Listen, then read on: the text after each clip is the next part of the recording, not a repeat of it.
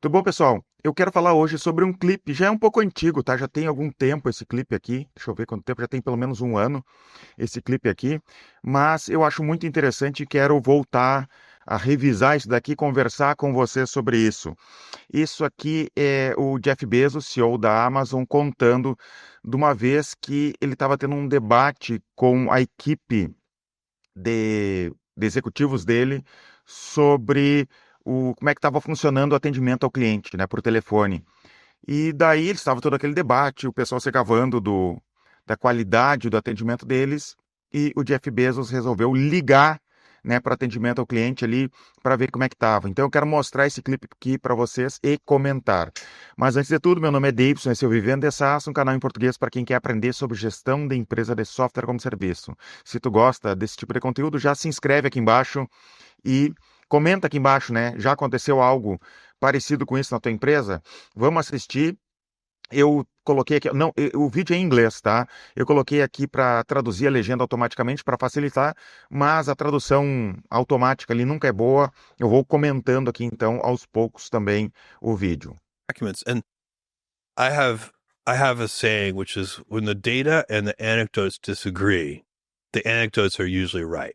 Tá, o que que isso significa, tá? Ele estava falando que quando os dados e os relatos das pessoas não concordam, normalmente os relatos estão corretos e os dados não.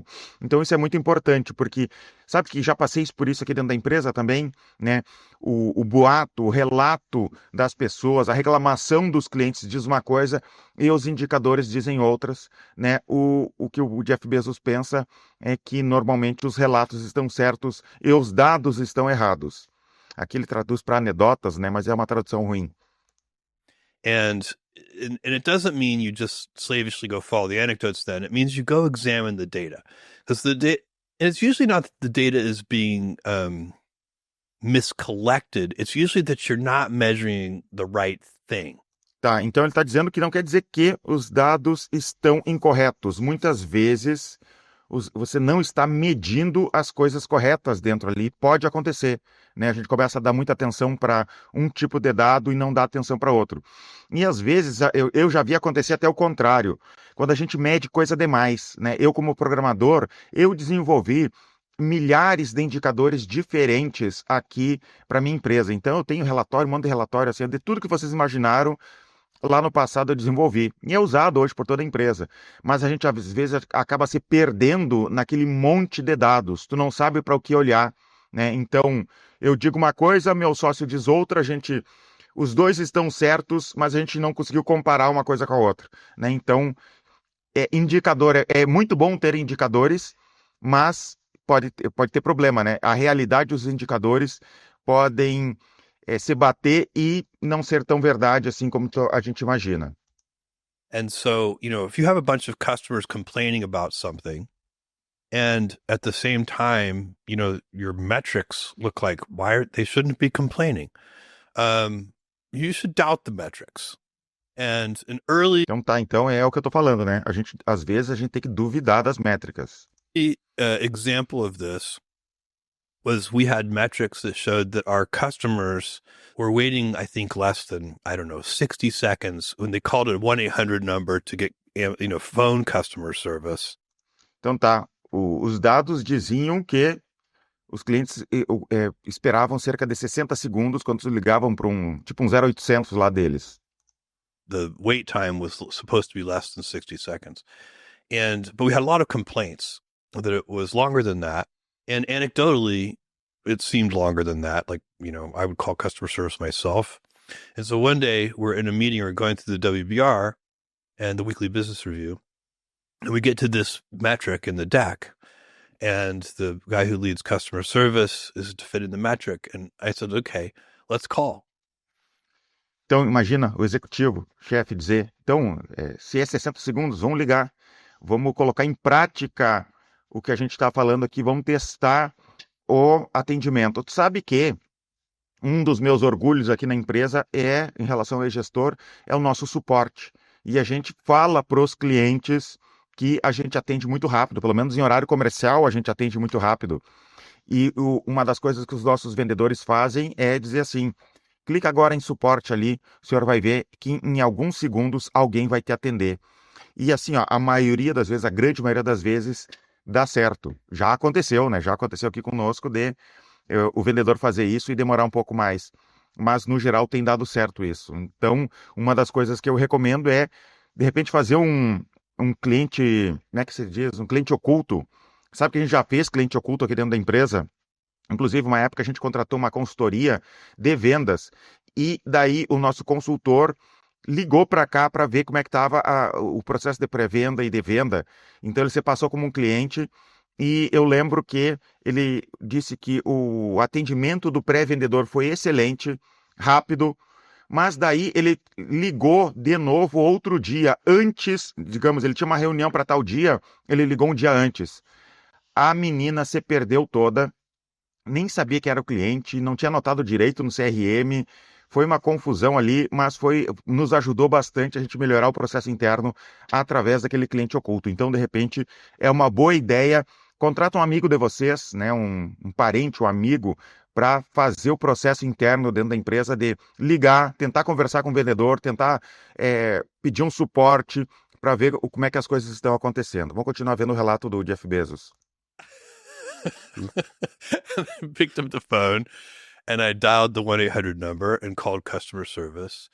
And we just waited in silence for What did it turn out to be? Like it was really long. More than 10 minutes, I think. Oh, wow. I mean, Esperaram mais de 10 minutos, que paciência do Jeff Bezos para provar um ponto, né? 10 minutos esperando para ser atendido. it was many minutes. And so, it dramatically Yeah. made the point that something was wrong with the data collection. We weren't measuring the right thing. And that, set off a whole chain of events where we started measuring it right. And that's an example, by the way, of truth telling is like, that's an uncomfortable thing to do. Yeah. But you have to seek truth. Tá? Esse é um ponto muito, muito interessante que o Jeff Bezos fala sobre buscar a verdade. Tem um livro do Jim Collins que fala sobre isso. Um bom gestor de empresa, ele vai dizer a verdade brutal. Não importa se vai doer nos outros. A verdade tem que ser falada e tem que ser criada essa cultura interna. E outra coisa que eu já percebi, há muitos anos atrás. Eu trabalhei, quando eu tinha uns 19 anos de idade, eu trabalhei numa empresa chamada CRT, Companhia Rio Grandense de Telecomunicações, que depois foi comprada pela Brasil Telecom, que foi comprada pela Oi. Né? Então eu trabalhei lá e eu lembro que eu tinha o meu gerente e esse gerente era cobrado por alguns indicadores. E eu percebi na época que, como ele era cobrado naqueles indicadores, começou a ter, de uma maneira ou de outra, alguma manipulação de indicadores. Né? Para resolver algumas coisas, teve uma manipulação de indicadores. E eu percebo que isso é muito comum. Tá? Todo mundo, de alguma maneira, quer manipular indicadores. Tá? Seja no pontuação de vendas, seja no atendimento, no NPS. Eu tinha um debate eterno, porque eu não conseguia, de maneira nenhuma, mostrar o meu ponto para o gerente do sucesso do cliente, aqui, que uma época a gente tinha uma equipe de sucesso de clientes. E daí eu não conseguia de jeito nenhum provar o meu ponto, ou convencer ele do meu pensamento. O que era? A gente tinha a métrica de NPS, para quem não sabe, é uma métrica para saber o nível de satisfação dos clientes.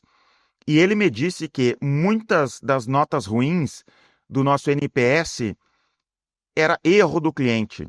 Tá? Então eles ligavam para tentar entender a nota baixa no NPS e o cliente simplesmente falava assim, não, eu cliquei errado. E eu acredito que tem cliques errados ali. Mas também existem clientes que não gostam de ser confrontados. No momento que tu vai conversar com ele vai dizer de qualquer coisa para se livrar daquele assunto ali.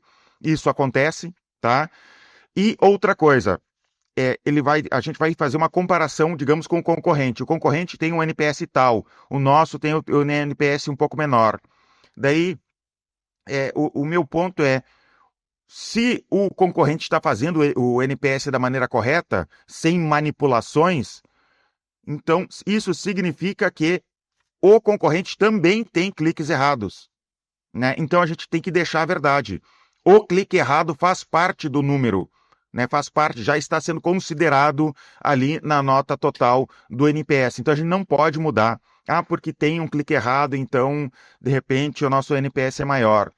Pode ter um clique errado para mais também, né? Então, a maneira correta é deixa o número que está e não o número que a gente quer que esteja, né? Então a gente tem esse problema de verdade.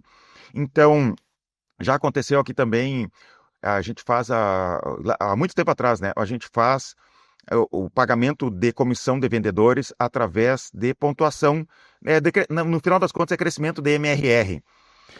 E daí tinha um estagiário aqui que começou no processo de venda ali, não, acho que já era funcionário. E ele tentou vender, não conseguiu alcançar o ponto mínimo, né, que era a pontuação mínima. Claro, ele estava no começo ainda ali, então ele tinha tempo para melhorar nos próximos meses.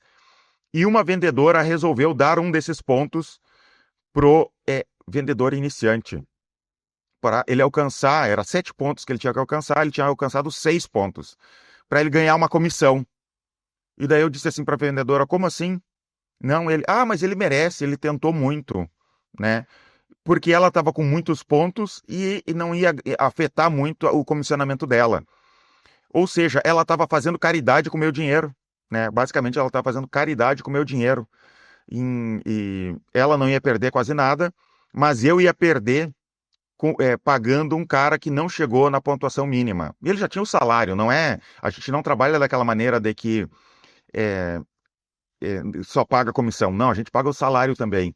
Então, existe esse tipo de manipulação de indicadores em todos os setores, é eterno. Então, por isso que a gente tem que estar sempre de olho. Como gestor, a gente tem que estar sempre de olho nisso para evitar esses tipos de manipulações. Ou, às vezes, a gente também está olhando para os números errados, tá? Gosta desse tipo de conteúdo aqui? Se inscreve no canal, comenta aqui embaixo, me fala sobre problemas de manipulação de indicadores na tua empresa, já passou por isso? E tem até gente desonesta, né? Tem o cara ali que está fazendo porque não entende o que está fazendo, mas também existe desonestidade às vezes, né? Para proteger o seu setor. Então a gente tem que ter um cuidado sempre muito grande com isso. Muito obrigado por assistir esse conteúdo aqui até o final e até os próximos vídeos.